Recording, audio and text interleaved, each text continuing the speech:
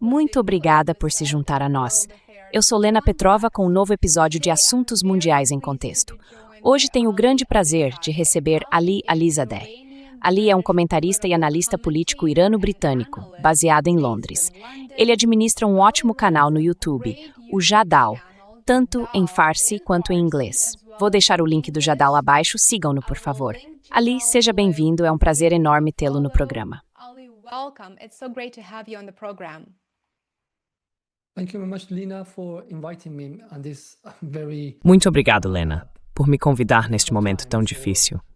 Não apenas para o povo iraniano, mas também para as pessoas da região, e com repercussões para muitos cidadãos ao redor do mundo.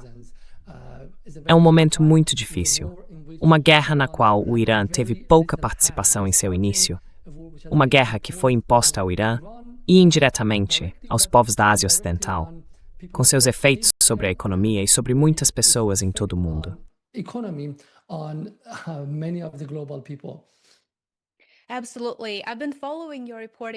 Com certeza. Tenho acompanhado suas reportagens há algum tempo e as considero extremamente úteis. Nos Estados Unidos, assim como na Europa, tenho certeza, tudo o que ouvimos é a narrativa oficial sobre o Irã. E é muito difícil encontrar vozes como a sua, que oferecem análises factuais e oportunas, com uma compreensão verdadeiramente única das culturas e políticas iraniana e ocidental. Por isso eu estava realmente ansioso para conversar com você e sei que nossos espectadores vão valorizar muito esta conversa. Como você mencionou, em 28 de fevereiro, os Estados Unidos e Israel lançaram uma guerra de agressão ilegal contra o Irã.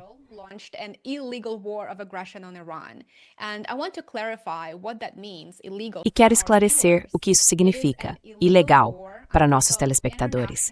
É uma guerra ilegal, tanto sob o direito internacional, quanto sob a Constituição dos Estados Unidos.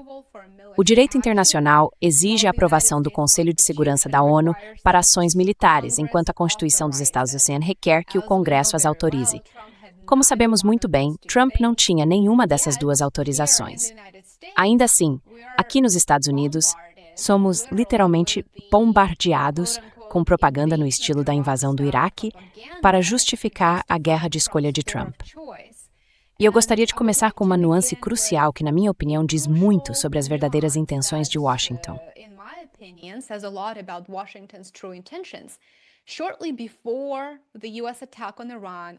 Pouco antes do ataque dos Estados Unidos ao Irã no sábado, o ministro das Relações Exteriores de Omã, que estava mediando as negociações entre os Estados e o Irã, participou do programa Face the Nation, da CBS, e compartilhou uma percepção dessas conversas. Ele disse, abre aspas, a verificação completa e abrangente das reservas de urânio do Irã pela Agência Internacional de Energia Atômica foi discutida, e o Irã concordou com isso. Portanto, não havia razão para atacar o Irã. Ali, você poderia explicar para nós o fato de que o Irã, na prática, ofereceu condições melhores a Trump do que as do acordo JCPOA de 2015? Parece que isso ainda não foi suficiente. Sabe, travar uma guerra contra o Irã sempre foi o objetivo, não a paz.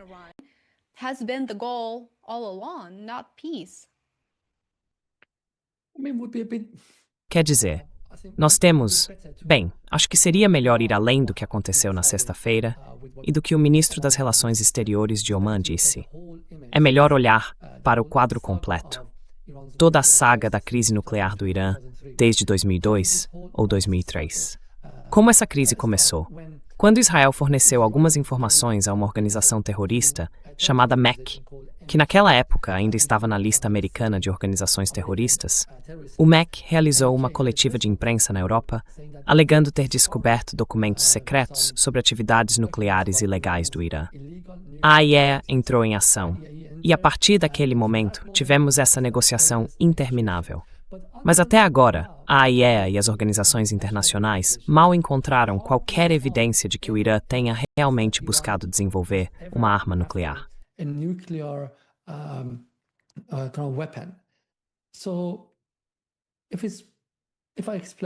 Então, se eu explicar a história por trás do programa nuclear do Irã para o público, as coisas ficam muito mais fáceis de entender. Por que o Irã pagou um preço tão alto pelo programa nuclear, cerca de 10 bilhões de dólares? Levando em conta o custo das sanções, alguns analistas preveem que mais de US$ 1 trilhão foi drenado da economia iraniana. Essas sanções, como resultado da questão nuclear, realmente subdesenvolveram o país. Então, por que o Irã fez isso? A resposta é que em 2003, é preciso lembrar, ambos os lados do Irã estavam nas mãos dos Estados Unidos. A América havia invadido e ocupado o Afeganistão, que tem uma fronteira de 905 quilômetros com o Irã, e o Iraque, que compartilha cerca de 1.300 quilômetros com o Irã. E, é claro, a Turquia, que tem outra fronteira de acho 600 ou 700 quilômetros, é o segundo maior exército da OTAN.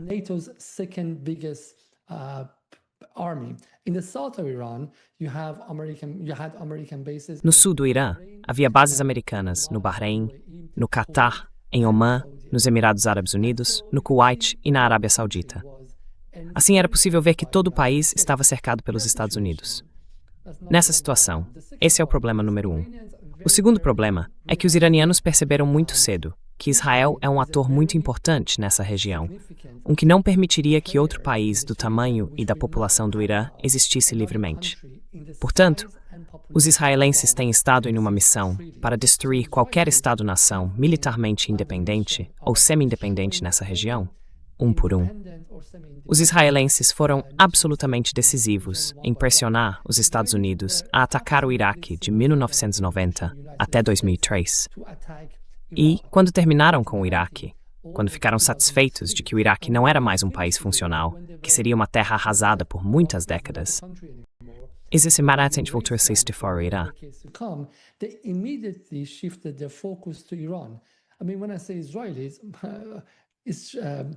Quer dizer, quando eu digo israelenses, uma única pessoa é muito significativa nessa história: Netanyahu. Netanyahu foi o primeiro a dizer que o Irã estava a apenas algumas semanas de ter uma bomba nuclear, lá em 1996. Depois, em 2003, ele foi a voz mais alta em Israel, indo a capitais americanas e europeias e fazendo lobby pela necessidade de atacar o Irã antes mesmo de atacar o Iraque. Foi então que o Irã entrou nesse ciclo interminável de negociações. A primeira aconteceu entre o Irã e a Troika Europeia, França, Alemanha e Reino Unido, em 2003. Eles chegaram a um acordo em Saadabad, que foi sabotado pelo governo de George W. Bush, e o Irã não recebeu nada em troca.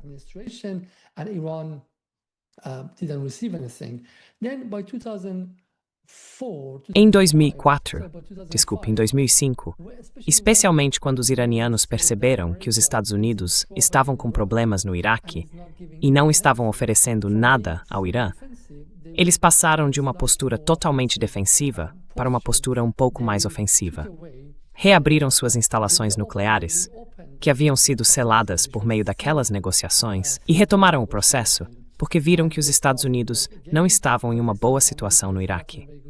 Em 2007, algumas sanções e uma resolução do Conselho de Segurança das Nações Unidas foram impostas contra o Irã. Na época, até mesmo a China e a Rússia não estavam em posição de discordar dos Estados Unidos. Os Estados-membros ainda eram a potência hegemônica em um mundo unipolar. Depois, em 2008, 2009 e 2010, mais duas grandes resoluções foram aprovadas contra o Irã, e as bases para o isolamento do país foram estabelecidas.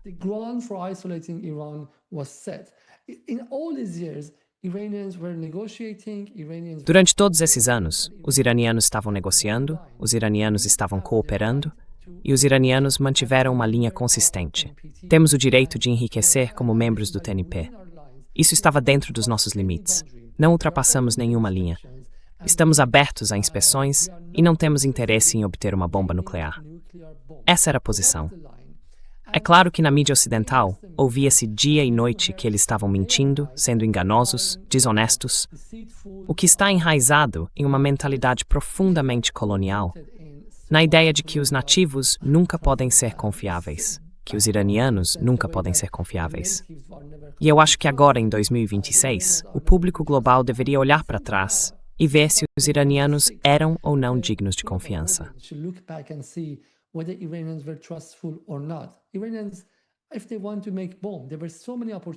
Se os iranianos quisessem fabricar uma bomba, teriam tido inúmeras oportunidades ao longo dos últimos 23 anos dessa crise e dessa saga. Já o teriam feito. Mas o Ayatollah Khamenei não quis fabricar uma bomba. Ele insistiu, de forma muito honesta e sincera, que o Irã não deseja armas de destruição em massa. Assim, os iranianos escolheram um caminho diferente, um que fosse ao mesmo tempo moral e proporcionasse uma dissuasão parcial. Esse caminho foi transformar o Irã em um estado limiar. Os iranianos pensaram, dentro do marco legal de ser membro do TNP, podemos nos tornar um estado limiar. O que isso significa? Significa ter urânio enriquecido suficiente para fabricar uma bomba, caso em algum futuro imprevisível, Israel ou os Estados Unidos nos ameacem com um ataque nuclear.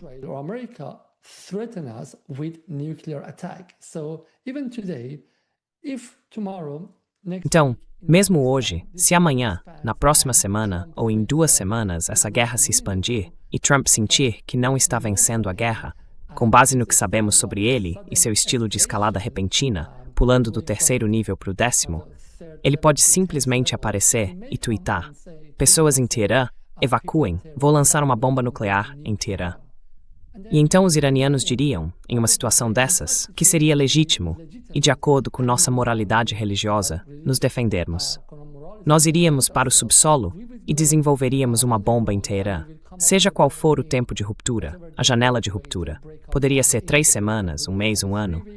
Então todas essas conversas que você ouviu nos últimos 23 ou 24 anos sobre quanto urânio enriquecido o Irã tem direito de possuir, todas elas levam a este ponto. Qual é o tempo de ruptura do Irã?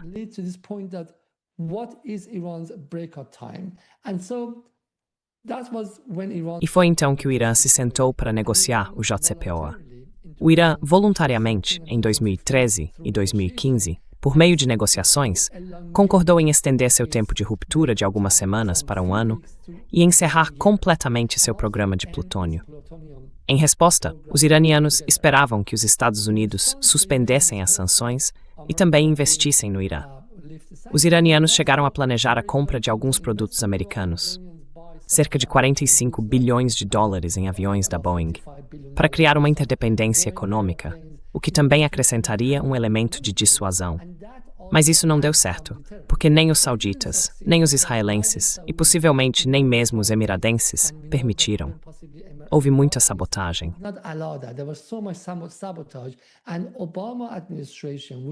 E o governo Obama, que estava no final de seu 2º mandato, não demonstrou vontade suficiente para fazê-lo. Assim, embora tenham suspendido as sanções teoricamente, na prática não fizeram nada para permitir que o Irã voltasse a integrar o SWIFT ou para autorizar que um único banco abrisse sequer uma carta de crédito para o Irã depois disso. E então veio Trump. Trump, em nível pessoal, talvez pressionado por sionistas, tinha como uma de suas principais missões naquela campanha política o compromisso de que, se chegasse ao poder, rasgaria o JCPOA. Assim, durante 1 ano e meio após assumir a presidência, houve pressão constante, o que significou que, mesmo nesse período intermediário, não houve investimento no Irã e a economia ficou paralisada. E, por fim, ele se retirou do JCPOA, o que impôs uma forte pressão e um choque repentino sobre a economia iraniana.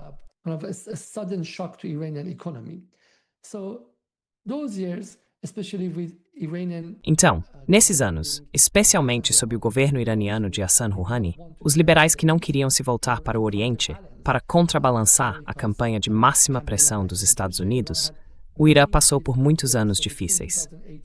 Entre 2018 e 2021, quando Rouhani deixou o cargo, o crescimento do Irã foi negativo ou nulo. O Irã enfrentou o período mais difícil depois que Trump se retirou. Mas, novamente, o Irã não se afastou da AIA, não agiu de forma rebelde, manteve-se fiel às suas obrigações sob o JCPOA. E essa é a razão pela qual estou contando essa longa história, que talvez as pessoas não achem interessante porque querem ouvir sobre a história da guerra, é que o Irã realmente não queria fabricar a bomba.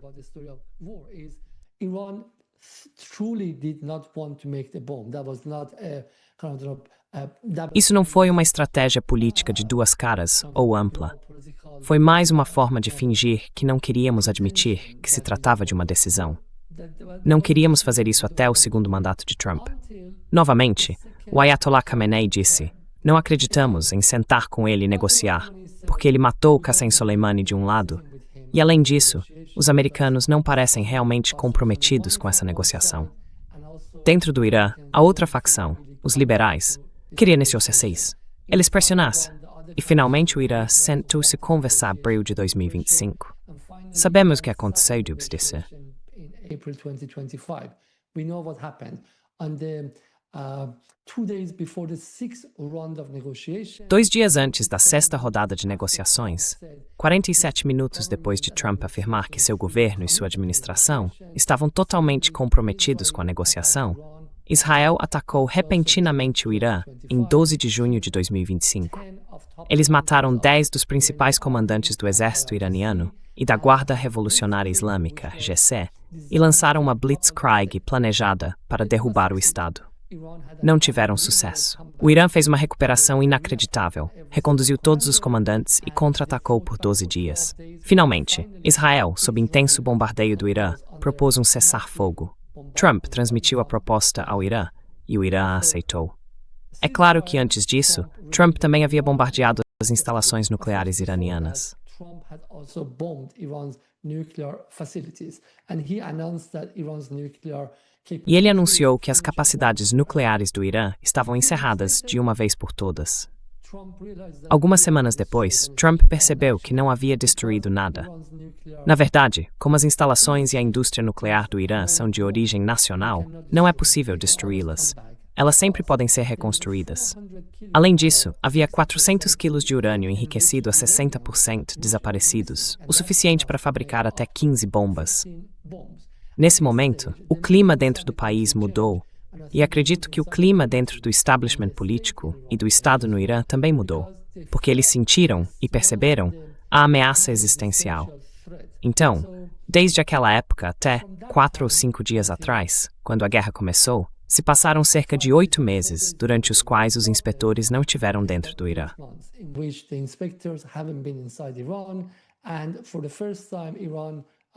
E pela primeira vez o Irã teve um pouco de tempo livre, e também uma razão legítima para fazer a bomba se quisesse. Não tenho certeza se eles fizeram ou não.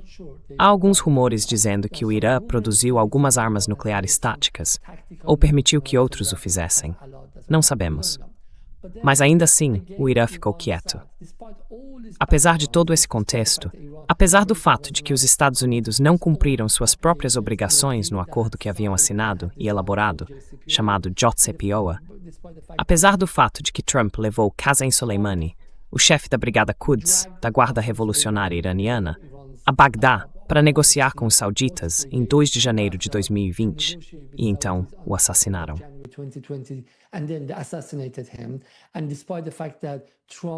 E apesar do fato de que Trump arrastou os iranianos para as negociações, usou essas conversas como um disfarce em junho, permitiu que Israel bombardeasse o Irã e depois se juntou mais tarde. Apesar de tudo isso, o Irã novamente aceitou negociar. Mas desta vez, completamente de olhos abertos, sabendo que cada dia de negociação também poderia ser um dia de bombardeio pelos Estados Unidos e por Israel. Então o Irã sabia que não podia iniciar a guerra. Eles observaram esse acúmulo militar ao seu redor de uma forma muito alarmante. Mas por que o Irã iniciou a guerra de forma preventiva?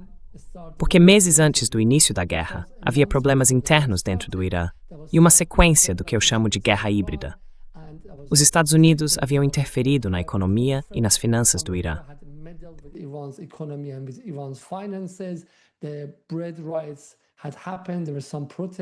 Os motins do pão haviam acontecido.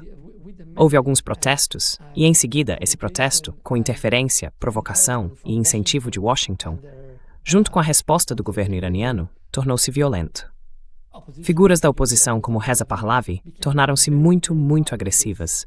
Eles incitaram as pessoas a tomarem delegacias de polícia, e então a resposta do Estado também foi brutal. Cerca de 3 ou 4 mil pessoas foram mortas. Isso criou um abismo social e tornou a situação interna propícia para atacar o Irã. Depois disso, os iranianos se sentaram para negociar. Trump disse: certo, precisamos ver o que podemos oferecer a eles. Mas os iranianos estavam atentos, mesmo sem ter muita influência naquele momento. leverage here. Inside Iran, domestic situation not really good. Dentro do Irã, a situação interna não estava nada boa. No exterior, a Europa havia se juntado aos Estados Unidos para pressionar o Irã, incluindo o IRGC em sua lista. E assim, eles se prepararam para esse momento. Finalmente, os Estados Unidos atacaram o Irã na manhã de sábado. Do ponto de vista americano, tudo parecia estar a seu favor, e o Irã parecia realmente fraco. A situação estava muito propícia para destruir o Estado iraniano de uma vez por todas. O Estado havia perdido a coesão nacional e a coerência social dentro do país. No exterior, ninguém, nem mesmo os partidos de oposição na Europa, ousava dizer não à guerra, porque se viam tantas pessoas mortas nos canais de TV, etc. Então tudo parecia perfeito.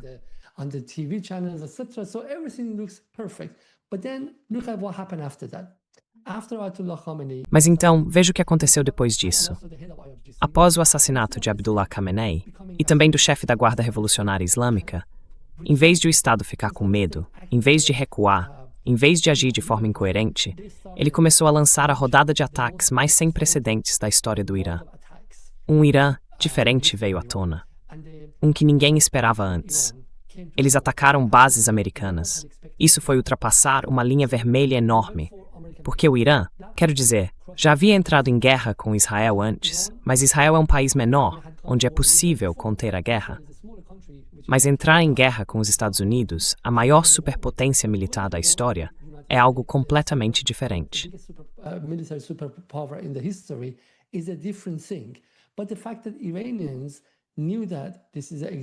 Mas o fato é que os iranianos sabiam que esta era uma guerra existencial e que precisavam entrar em guerra com os Estados Unidos.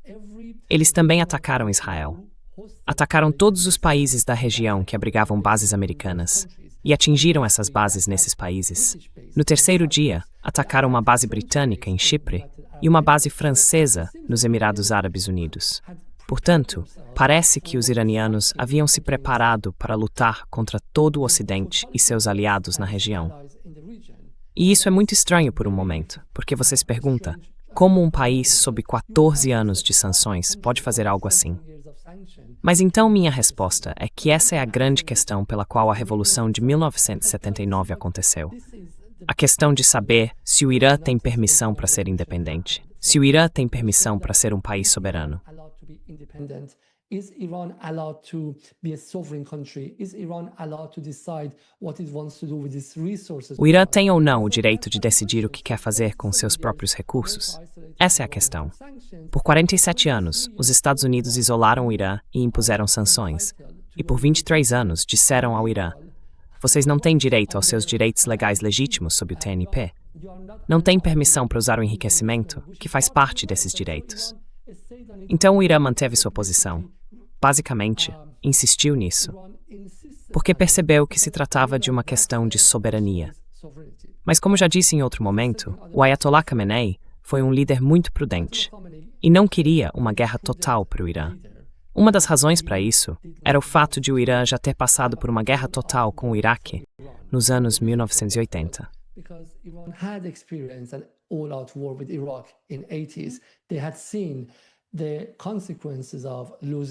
Eles haviam visto as consequências de perder sua infraestrutura. Eles sabem o que é a guerra. E ao contrário do exército americano, que geralmente trava guerras a 10 mil quilômetros de distância com drones e caças, os iranianos perderam 230 mil de seus homens naquela guerra de 8 anos. Por isso, fizeram tudo o que podiam para não levar o Irã a uma guerra total. O fato de estarem fazendo isso agora é porque os Estados Unidos haviam fechado todas as outras possibilidades. Então, novamente, a história é muito simples. O que se vê agora é uma guerra imposta ao Irã, e o fato de o Irã ter tentado evitar essa situação, ter tentado escapar dessa possibilidade tantas vezes.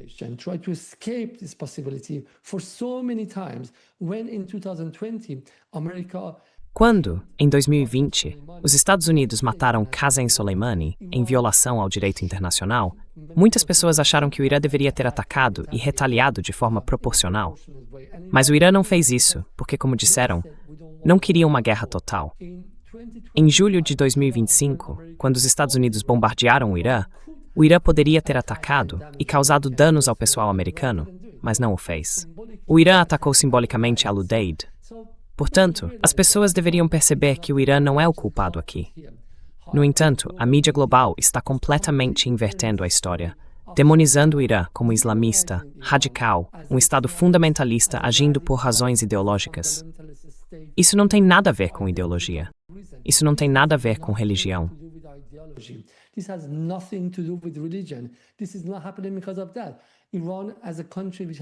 Isso não está acontecendo por causa disso. O Irã é um país que existia antes de qualquer outro Estado-nação nesta região e antes da maioria dos Estados-nação da Europa. Sabe, não vou entrar na história antiga e falar sobre os Aquemênidas, que criaram o primeiro império oficial em 532 a.C. Estou falando dos tempos modernos. O Irã, como o conhecemos, foi estabelecido por volta de 1500, e isso é antes de muitos outros países. Quando você olha para esse período, eu vi talvez uns 10 outros países que ainda existem, como China, Japão, Espanha, Portugal e possivelmente França. Então este é um país que existe há muito tempo e tem uma compreensão histórica básica de si mesmo e direitos legítimos nesta região.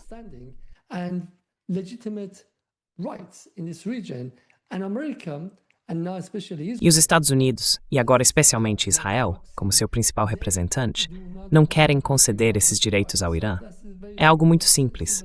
O Irã tentou fazer isso por meio do liberalismo, da social-democracia, em 1950, sob Mohammad Mossadegh, ao nacionalizar seu petróleo. Foi privado desse direito. Os Estados Unidos e a Grã-Bretanha, na época, organizaram um golpe de Estado, o derrubaram e reinstalaram o Shah, com aquela máquina de tortura e serviço de inteligência absolutamente horrendos chamados SAVAK. E desta vez estão fazendo isso com o governo islâmico. Qualquer outro governo que estivesse no Irã e pedisse independência, acho que os Estados Unidos teriam feito o mesmo com ele.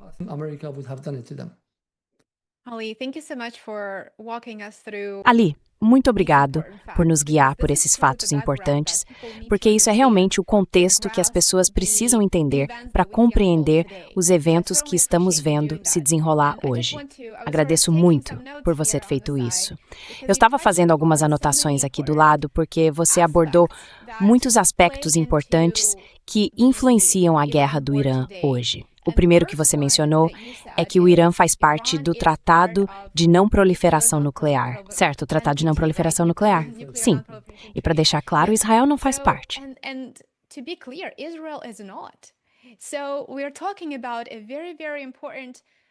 Então, estamos falando de uma dinâmica muito, muito importante aqui, em que um Estado com armas nucleares, como Israel, que segundo relatos possui cerca de 200 ogivas nucleares, um número semelhante ao da França, só para comparação, está na prática coagindo o Irã, um Estado sem armas nucleares, a abrir mão de seu direito a um programa nuclear pacífico, certo? Quer o Irã elimine todas as suas instalações de enriquecimento de urânio que partem de sua indústria.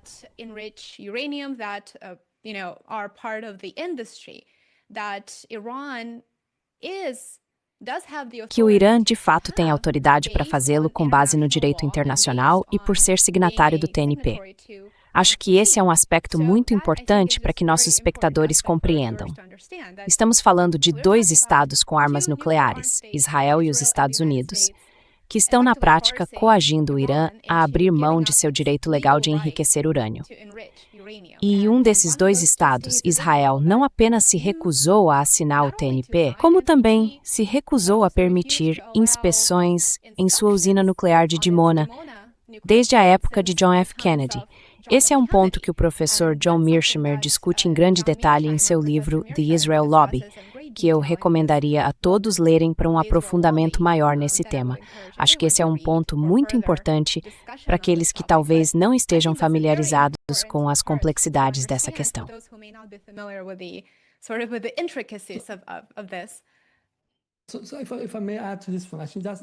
Então, se me permitem acrescentar algo, esse é realmente o cerne da questão agora.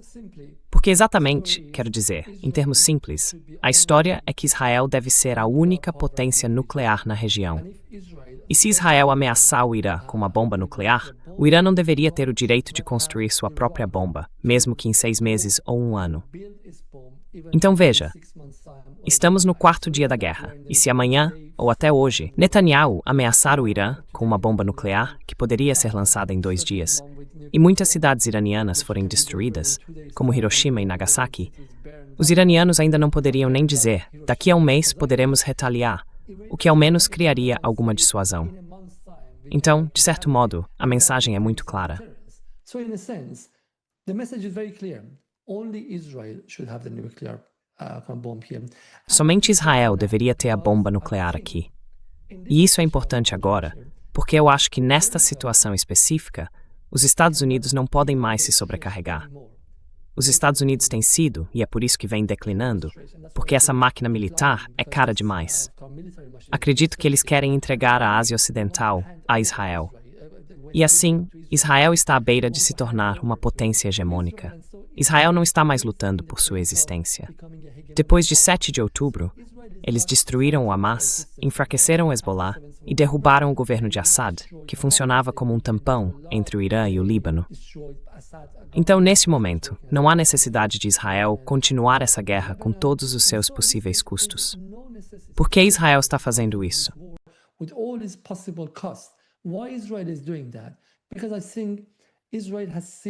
Porque eu acho que Israel viu a oportunidade de se tornar hegemônico e os Estados Unidos ficarão muito satisfeitos com isso.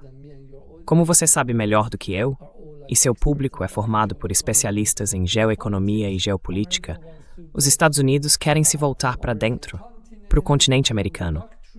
Eles não têm mais uma doutrina clara. Há a inclinação para a Ásia, com mais foco na China. E assim, a Ásia Ocidental se torna cara demais, especialmente para um país que já não é mais consumidor de petróleo, mas produtor. Os Estados Unidos só querem garantir que os recursos petrolíferos daqui não sejam estáveis nem úteis para a China. Esse é o papel de sabotar a região, algo que uma guerra pode facilitar. Mas se Israel puder fazer esse trabalho de sabotagem da região de uma forma muito mais barata, os Estados Unidos ficarão satisfeitos com isso. Lembra do que aconteceu com as guerras do Iraque e do Afeganistão?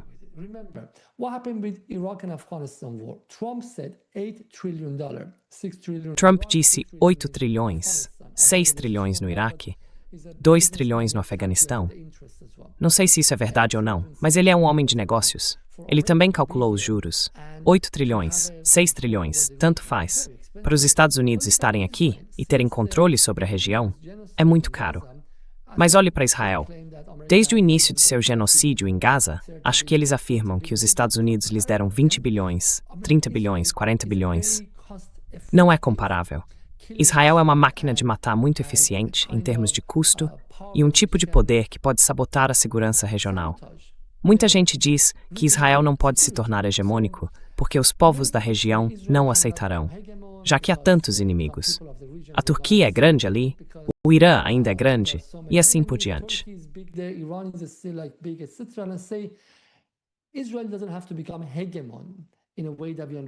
Israel não precisa se tornar uma hegemonia da forma como normalmente entendemos.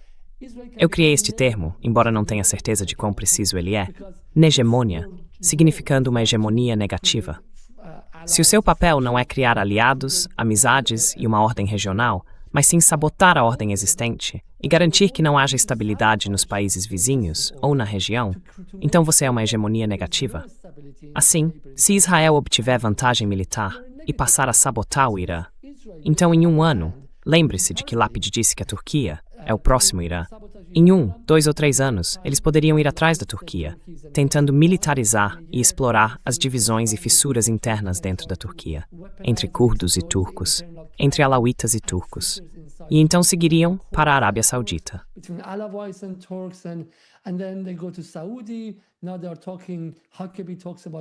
Agora eles estão falando. Hakebi fala sobre a Grande Israel. Então Israel planejou por anos interferir nessa região, torná-la instável, impossibilitar investimentos e destruir sua economia. E já vimos isso acontecer aqui também.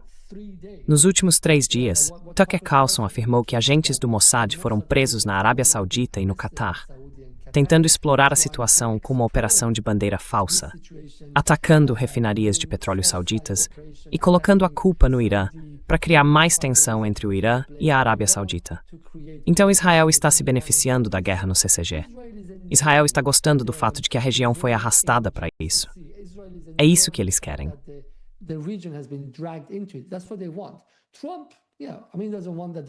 Trump, bem, quero dizer, ele não quer isso diretamente, porque tem tanto interesses pessoais quanto interesses em comum com alguns países do CCG, especialmente com o Catar e a Arábia Saudita. Mas os Estados Unidos também têm interesses aqui. Então, quem está no comando? Israel ou os Estados Unidos? Israel ou Trump? Não sabemos. Então, estamos lidando com essa situação. Se o Irã se tornasse uma potência nuclear nesta região, acho que Israel não poderia mais ditar seus termos aqui. Agora, se me permitem dizer algo, nos últimos 25 anos, a imprensa e a mídia americanas e europeias têm dito constantemente que o Irã tem ambições hegemônicas, que o Irã quer dominar a região. Acho que isso foi um grande pedaço de propaganda. O Irã nunca teve ambições hegemônicas.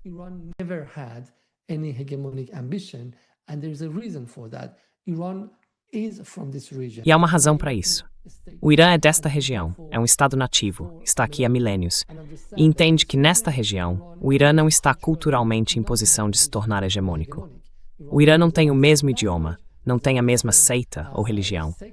O Irã é xiita, o restante da região é sunita. Mas o Irã sempre quis uma coisa, queria dissuasão e a capacidade de se defender, de poder se defender. É por isso que o movimento do Irã em direção à capacidade nuclear não tinha a ver com ameaçar o Catar ou o Bahrein. E o Irã insistiu com todos os países vizinhos. Não tenho problema com nenhum de vocês. Meu problema é com os Estados Unidos e Israel. E esse é o nosso próprio problema.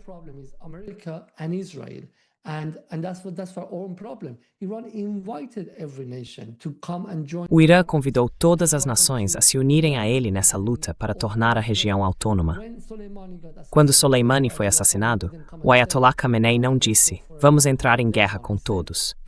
Ele disse, pedimos a todos, convidamos nossos irmãos e irmãs em todos os países árabes e muçulmanos a se unirem a nós sob duas condições. Uma região sem tropas americanas e uma região onde os palestinos tenham o direito de escolher seu destino, o direito à soberania. Novamente, quando o Irã foi bombardeado por Israel, em outubro de 2024, ele disse a mesma coisa. E até uma semana antes de ser morto, ele afirmou que essa guerra seria uma guerra regional. Ele não ameaçou a região dizendo, nós vamos atacar vocês.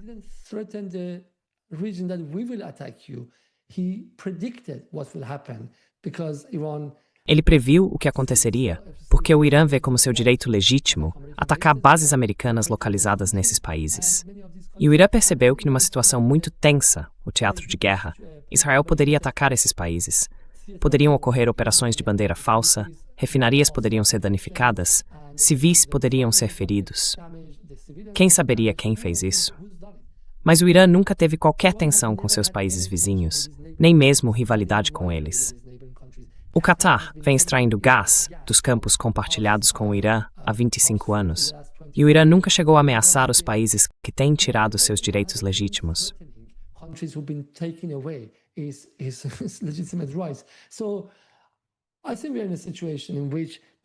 Então acho que estamos em uma situação em que a região percebeu, exceto os Emirados Árabes Unidos, que o problema não é mais o Irã, especialmente depois que Israel atacou Doha. Acho que a região despertou. Mas será que eles podem fazer muito a respeito? Não no curto prazo, porque não se pode reescrever todo o aparato de segurança e as alianças da noite para o dia. Isso leva muitos anos. Se eu me colocar no lugar dos cataris, sauditas, iraquianos e jordanianos, todos sabem que deveriam se inclinar para outras forças, equilibrar suas apostas com a China e a Rússia. Mas é um pouco tarde demais.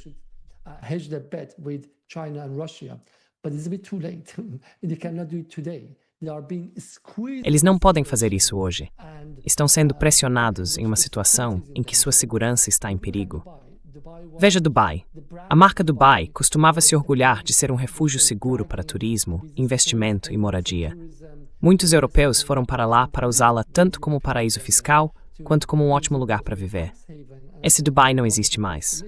A marca acabou. E tenho certeza de que, se abrissem o aeroporto por 24 horas, a maioria dos expatriados simplesmente voltaria para seus países europeus. Então, de certo modo, isso não foi feito pelo Irã. Foi uma escolha tomada por Israel e imposta a Trump. Israel imposed on Trump, and I think still Trump E eu acho que Trump, ainda assim, com base em sua, bem, eu diria, ingenuidade, porque ele não sabe o preço que vai pagar por isso nas próximas semanas e meses. Vou chegar a esse ponto depois, mas acredito que essa é a vontade de Israel, parte dos lobbies sionistas nos Estados Unidos, que arrastaram a América para uma guerra que pode ser maior do que qualquer uma que tenham enfrentado nos últimos 25 anos. Afeganistão, Iraque, Líbia e a guerra na Síria juntos podem ser menores do que esta. Acho que Trump foi ingênuo, sem entender o que é a República Islâmica do Irã. Venderam-lhe a imagem de que o Irã é fraco, que é apenas um regime, e a palavra regime faz-se pensar na Líbia ou no Iraque, como se houvesse 500 pessoas governando o país.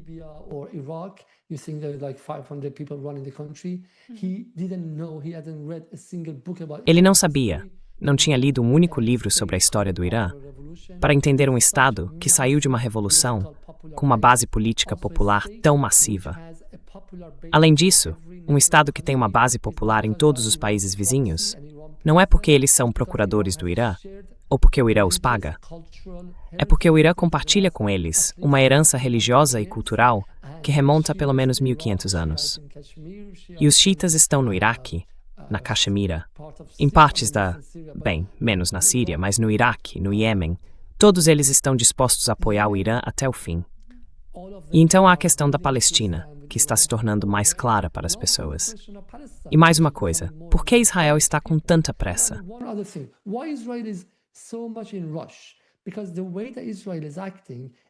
Porque a forma como Israel está agindo não faz muito sentido em termos de política real. O Irã já estava parcialmente enfraquecido internamente. A economia doméstica não ia bem. A inflação havia chegado a 90%. A inflação dos alimentos também. Alguns analistas diriam, deixe o Irã por conta própria. Ele vai se desintegrar internamente. Vai implodir, colapsar e se tornar um Estado falido devido às suas próprias contradições e pressões internas. Mas Israel não tem tempo. Por quê? Na minha compreensão, Israel levou essa virada em direção à multipolaridade muito a sério. Eles sabem que os Estados Unidos estão em declínio e que em 5 anos o país talvez não esteja em condições de ajudá-los da mesma forma que faz agora. E também sabem que Trump é uma exceção.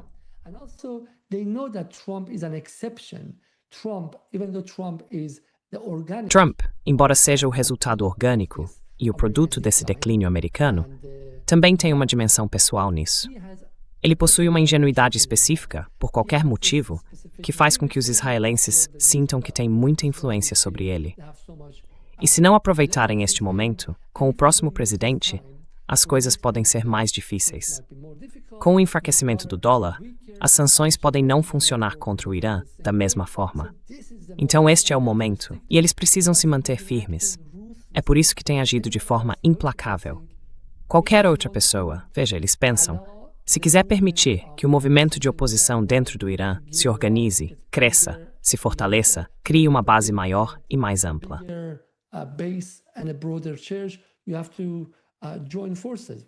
É preciso unir forças. Mas os israelenses têm incentivado a figura de oposição que patrocinam, Reza Pahlavi, a se tornar agressivo, exclusivista, sectário, anti-islâmico, islamofóbico, em um país onde 75 a 80% das pessoas ainda mantêm crenças religiosas. Então eles estavam tentando criar uma facção radical e pequena, que não é útil para tomar o poder. Ela só serve para fragmentar o poder, para criar uma guerra civil, da mesma forma que o ISIS não representava a maioria na Síria, mas foi uma força útil para destruir a Síria por dentro. Portanto, não é necessário ter uma política de maioria de 50%, mais um.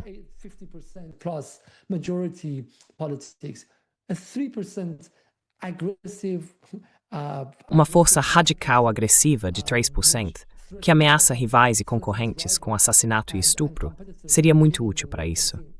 É por isso que, observando Israel, acho que Israel tem um objetivo final específico nesta guerra, um que não é realmente compartilhado com Trump. E eu nem acho que Trump tenha um objetivo final em mente. Não acho que Trump tenha uma visão do que essa guerra poderia se tornar.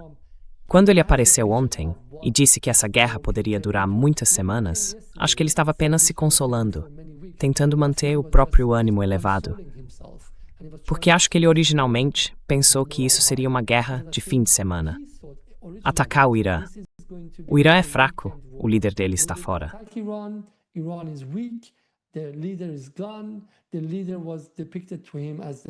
O líder lhe foi descrito como um homem velho e insolente que não aceita o pragmatismo. Com ele fora do caminho, pensou, vou encontrar Adélcio Rodrigues e pronto.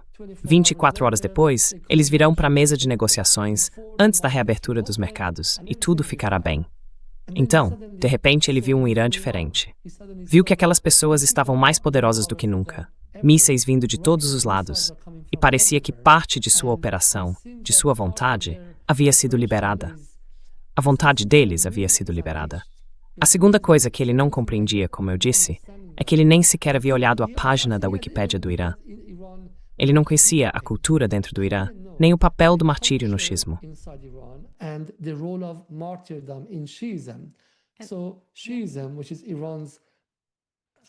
Então, o xismo, que é a versão particular do Islã do Irã, baseia-se na necessidade de defender os oprimidos e os desamparados. E para defender os oprimidos, é preciso estar disposto a derramar o próprio sangue.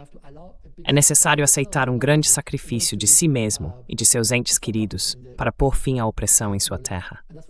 É por isso que o terceiro imã dos xiitas deu sua vida, a vida de seus filhos e de 75 de seus companheiros.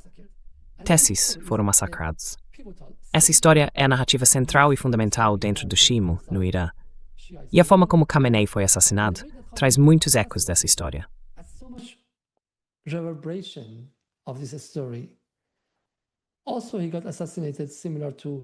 Ele também foi assassinado de uma forma semelhante à do primeiro imã xiita, Ali, que foi morto em uma mesquita durante o meio do Ramadã. Então, quando as facções religiosas iranianas comuns olham para ele e para a maneira como morreu, mesmo muitos daqueles que o criticavam antes, pessoas que tinham queixas sobre o Estado e sobre como ele administrava a economia, e considerando como, é claro, uma base revolucionária, como em Cuba ou em qualquer outro país, pode se desgastar, se esgotar ou ficar desconfiada diante de todas as contradições, com o Estado não gerindo as coisas de forma eficiente, a corrupção surgindo, alguns oligarcas aparecendo aqui e ali. Bem, a maneira como Khamenei morreu, eu acho que realmente mudou tudo. Reenergizou tudo.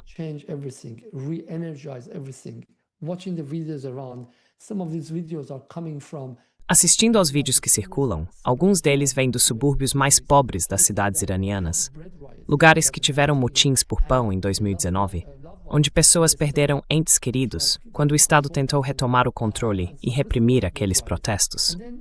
E agora, todos estão de volta às ruas, com uma energia diferente. De certo modo, Trump, em primeiro lugar, inadvertidamente energizou e reviveu o espírito revolucionário de 1979, que havia se desgastado ao longo de 47 anos e estava esgotado. Foi isso que aconteceu.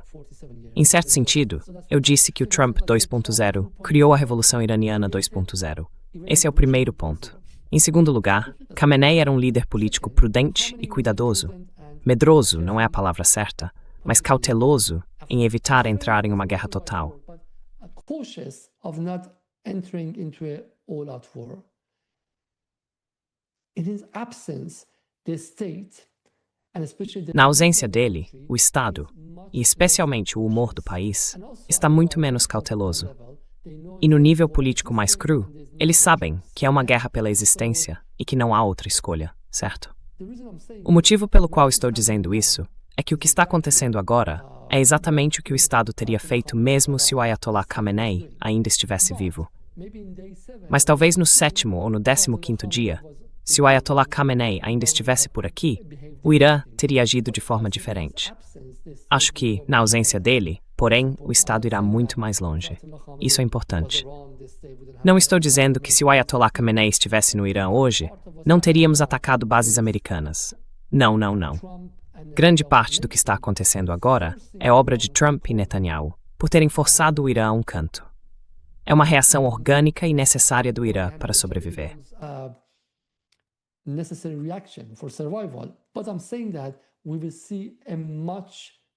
Mas o que estou dizendo é que veremos uma guerra muito mais prolongada na ausência dele. Os pragmáticos no Irã estão completamente marginalizados neste momento. Ninguém sequer ousa falar em negociação, porque o clima no país é muito, muito diferente. Esse é o primeiro ponto. O segundo é que acho que Trump até reavivou os movimentos e sentimentos xiitas de forma pan-regional, além do Irã. Então, o que vemos no Líbano, no Iraque e em muitos outros países, Bahrein, por exemplo, seria muito diferente. Ele não percebeu que matar um clérigo que era fonte de emulação para 4, 5, 6 milhões de pessoas teria repercussões tão significativas. Como já disse em outro lugar, Khamenei era um papa guerreiro. Ele era um papa guerreiro, um papa que também era um guerreiro. E é por isso que isso tem outra camada de significado. And that's why this has another significance as well.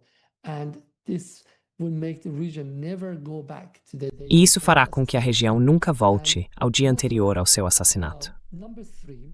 E também, em terceiro lugar, acho que agora o Estado iraniano percebeu a necessidade de se tornar nuclear. Sempre disse que se o Irã algum dia fizer uma bomba nuclear, não será por escolha própria. A bomba não deveria se chamar Fat Boy, como os americanos chamaram a bomba no Japão. Deveria chamar Donald Trump, porque Trump é a principal razão de o Irã fabricar uma bomba. O Irã nunca, jamais teria feito a bomba se Trump não tivesse forçado e pressionado a isso. Portanto, a bomba é um tiro pela culatra. É o resultado do efeito reverso das políticas absolutamente irracionais e autoritárias de Trump em relação ao Irã, tanto na primeira rodada quanto na segunda. E a terceira coisa é que, acho eu, os analistas americanos venderam tanta propaganda falsa em vez de análise real à Casa Branca.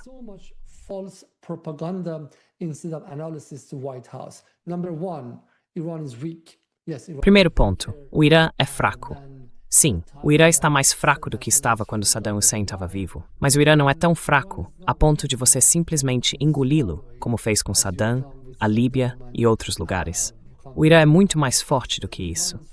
Segundo ponto, há pessoas dentro do Irã que querem uma mudança de regime. Sim, mas também há pessoas nos Estados Unidos que querem uma mudança de regime. Isso é significativo o bastante para derrubar o Estado amanhã. Não estou falando de legitimidade, estou falando de um ponto de vista político puro. Sim, talvez 10% das pessoas no Irã, talvez 20%, queiram uma mudança de regime. Cerca de 40% ficariam felizes com uma mudança de regime se ela fosse sem derramamento de sangue.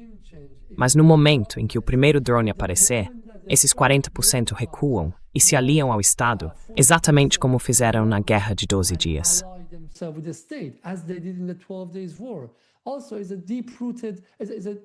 Além disso, trata-se de um nacionalismo profundamente enraizado em um país antigo.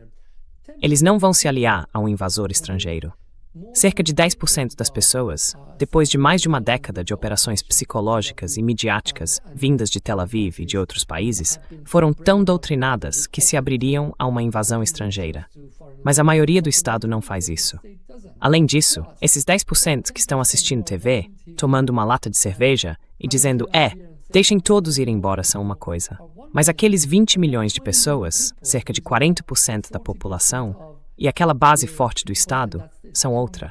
Eles são treinados, fazem parte da milícia, já lutaram em algumas guerras e estão nas ruas, prontos para se tornarem mártires. Isso é diferente.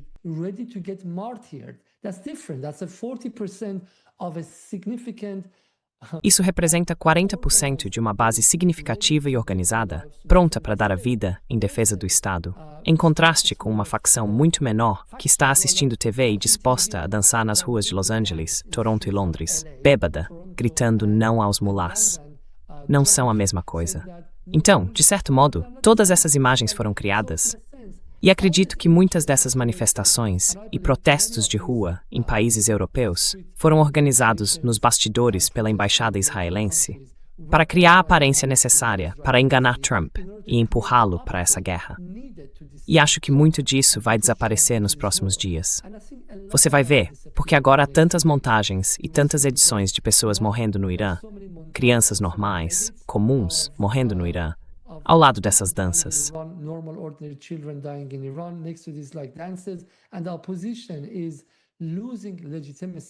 E nossa posição está perdendo legitimidade a cada hora, a cada minuto. Então acho que essa percepção vai desaparecer. Em alguns dias, veremos uma mensagem muito clara vinda de pessoas dentro do Irã, não apenas da base do Estado, mas também de pessoas comuns, da classe média, dizendo não a Trump. Assim, ele não terá nenhum mandato para fingir: estou bombardeando porque eles me pediram.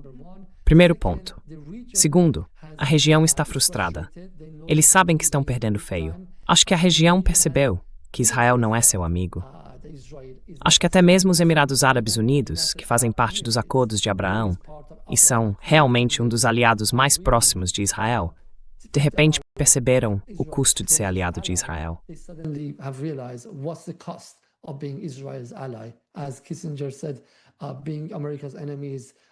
Como Kissinger disse, ser inimigo dos Estados Unidos significa que você terá de pagar um preço, mas tornar-se amigo dos Estados Unidos custa ainda mais, é ainda mais mortal.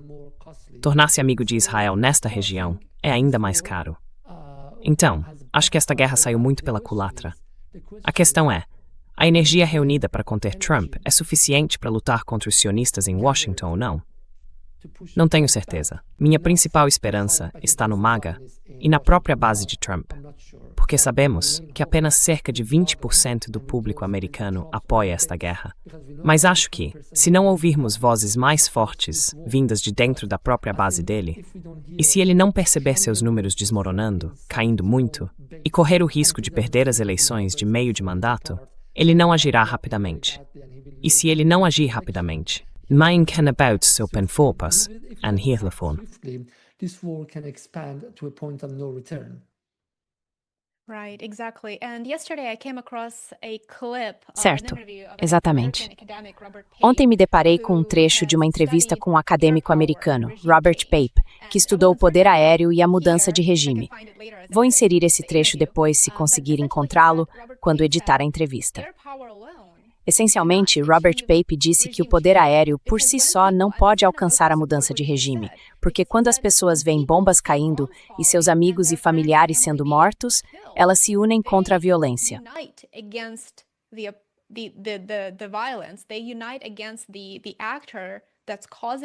Eles se unem contra o agente que está causando a violência. Eles não vão dizer, sim, nós apoiamos isso. Por isso é muito valioso ouvir sua visão sobre isso, porque também ouvimos o mesmo do outro lado aqui nos Estados Unidos. Há alguns acadêmicos corajosos, como Robert Pape, que dizem que isso não vai gerar nenhum resultado positivo. Mesmo que Trump tivesse a intenção de reunir pessoas em torno de algum terceiro agente para provocar uma mudança de regime, para derrubar o governo. Dá para fazer isso.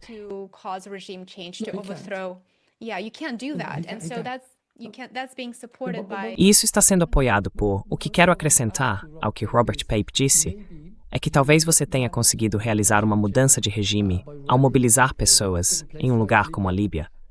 Mesmo na Síria, talvez você tivesse uma chance de fazer isso. Mas eles não entendem. É por isso que digo que a palavra regime é muito importante.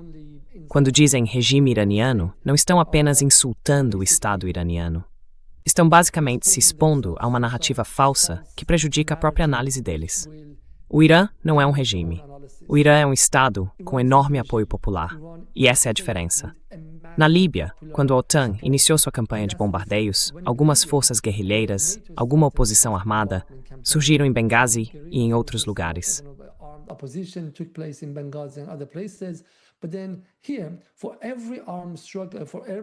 Mas então, aqui, para cada grupo armado que surgir no Irã, haverá 10 vezes mais grupos armados e desarmados, tanto da Guarda Revolucionária Islâmica, quanto do Exército, além das forças populares.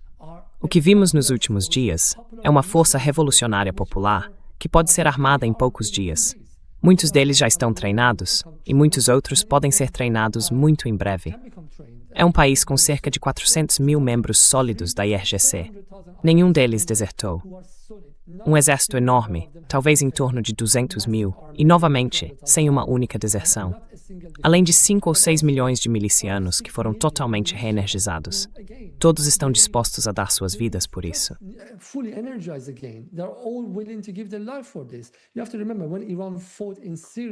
Você precisa se lembrar de que, quando o Irã lutou na Síria, havia filas de pessoas esperando para se alistar. Chegou a haver competição para ver quem iria para a Síria e se tornaria mártir primeiro. Por isso eu digo que talvez seja possível realizar uma mudança de regime por meio de bombardeios na Síria, ou talvez nos Emirados Árabes Unidos, ou em outros lugares que não têm um forte apoio popular. Mas quando se trata de um Estado com um respaldo popular tão forte, e esse apoio não é aleatório, ele vem diretamente de 47 anos de revolução, isso simplesmente não é uma possibilidade. É por isso que acrescento esse ponto à análise de Robert Pape. That's why I add that one to Robert Pape. Yep. No, that's very valuable. And maybe with the assassination Sim, sim, não, isso é muito valioso. E talvez com o assassinato de Ali Khamenei, mais uma coisa a esclarecer aí, eu vi relatos dizendo que ele basicamente escolheu ser um mártir. Ele se recusou a ir para um bunker e disse, se vocês conseguirem mover 90 milhões de iranianos para um local seguro, então eu irei com eles. Então não é... O assassinato dele é realmente, acho que é um momento decisivo aqui também, porque, como você disse, uniu pessoas religiosas e até aquelas que não eram. Mostrou que assassinar uma figura religiosa, alguém que poderia ser comparado a um papa na Igreja Católica, só para deixar mais claro para quem não está familiarizado com o Islã, tem um tipo de impacto muito diferente.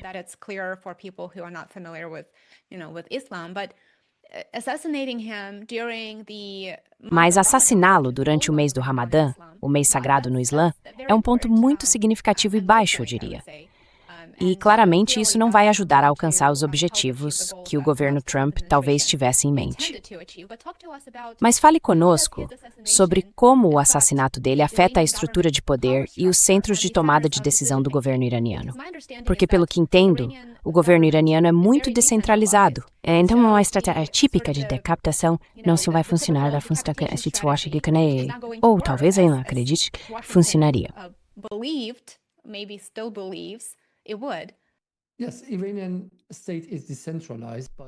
Sim, o Estado iraniano é descentralizado, mas acho que devemos fazer uma ressalva aqui. Há uma diferença sutil entre ser descentralizado e ter elementos fora de controle.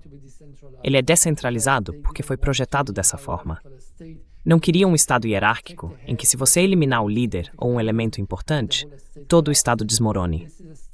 Trata-se de um Estado criado sob forte pressão geopolítica e turbulência interna nos anos 1980, quando outras facções revolucionárias, como a MEK, realizavam grandes campanhas de assassinatos contra o presidente e o primeiro-ministro da época.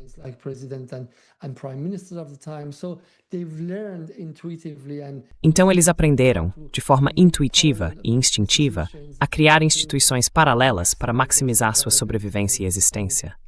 Esse é o primeiro ponto. Mas o que posso dizer é que um dos perigos de chamá-lo de descentralizado é que isso pode justificar o que os israelenses afirmam, que os iranianos estão agindo de forma descontrolada em toda a região, enquanto não vimos nenhuma ação descontrolada no Irã. Tudo é descentralizado, mas ainda segue uma lógica centralizada. No entanto, o Estado mudou. Então, se você tem pragmáticos, centristas, e depois elementos mais radicais e mais revolucionários, os elementos revolucionários agora automaticamente ganharam muito mais poder.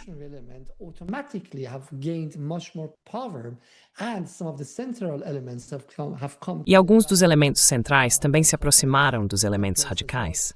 Porque, como eu disse, o humor da nação, o humor da base, está assim.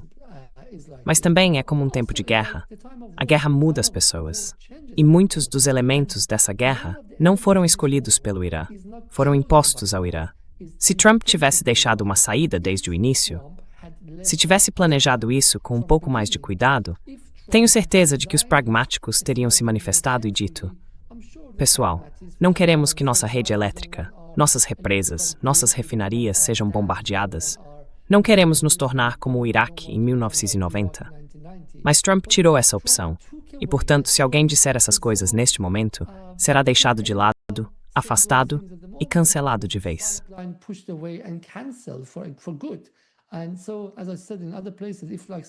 E então, como eu disse, em outros lugares, se alguém como Ali Larijani, que vem de um histórico pragmático, fala sobre a necessidade de negociação, ou se Arati faz isso, quero dizer, o próprio segurança dele o mataria. Não funcionaria assim. As pessoas não tolerariam isso. não apenas por causa do assassinato de Soleimani, mas porque viram o que Israel é capaz de fazer com eles.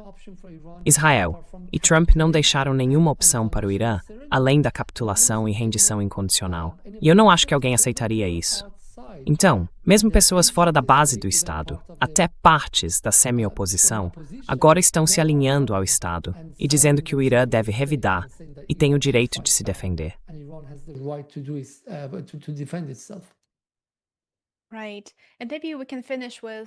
Certo.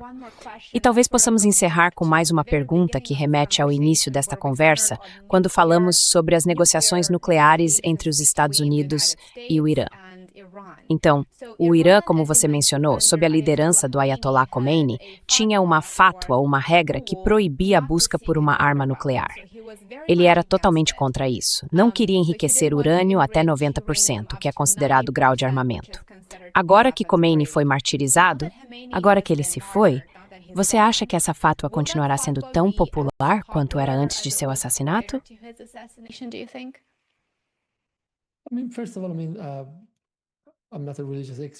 Quer dizer, antes de tudo, não sou um especialista em religião, mas essa fátua não é válida após a morte dele. Então esse é o primeiro ponto. E segundo, mesmo quando ele estava vivo, se as circunstâncias mudassem, as fátuas poderiam mudar. A questão da sobrevivência é importante. Todo clérigo religioso dá prioridade à sobrevivência. Então acho que essa fátua não é mais relevante. E também precisamos esperar para ver quem será o próximo líder supremo. Mas não acho que essa fátua tenha sido retirada do Ayatollah Khamenei, exceto em circunstâncias especiais.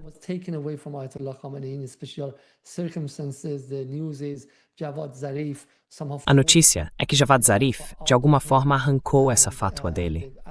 Fizeram uma pergunta e depois a publicaram, porque o entendimento lá em 2010-11, quando a fátua surgiu, era que por meio dela poderiam tranquilizar os governos ocidentais.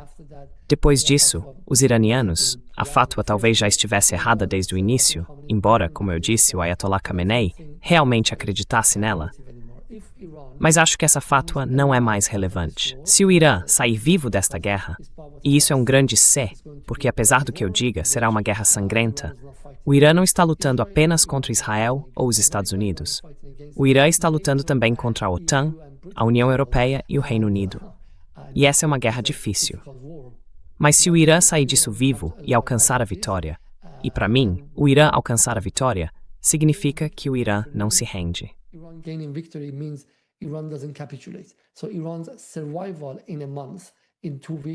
Então, a sobrevivência do Irã, em um mês, em 2 semanas, em 3 semanas, ou seja, lá quando for, significa uma espécie de vitória. Acho que nesse caso, o Irã não se sentará a nenhuma mesa de negociações com os Estados Unidos ou qualquer outro país sobre seu programa nuclear. E o Irã, tendo sobrevivido a um golpe existencial dessa magnitude, decidirá por conta própria sobre sua questão nuclear. Acredito que essa decapitação, esse assassinato, esse ataque, tornaram absolutamente racional para os iranianos seguir esse caminho. John Mearsheimer disse aos iranianos em 2009 ou 2010, se não me engano, que o Irã precisava se tornar uma potência nuclear. E os iranianos, por muitas razões, especialmente as dinâmicas internas de rivalidades políticas e faccionais dentro do Irã, não conseguiram ir até o fim.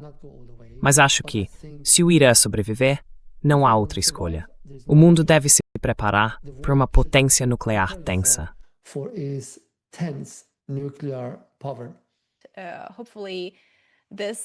Espero que isso sirva como um exemplo da necessidade de buscar soluções pacíficas, de realmente promover a diplomacia em vez de recorrer automaticamente à guerra e à violência. Ali, muito obrigado por se juntar a nós hoje. Agradeço de verdade por esta conversa e pelas percepções que você compartilhou conosco. Sigam o Ali para mais análises sobre o Irã, a guerra no Irã e o Oriente Médio em geral. E nos vemos no próximo episódio. And I will see you in the next episode.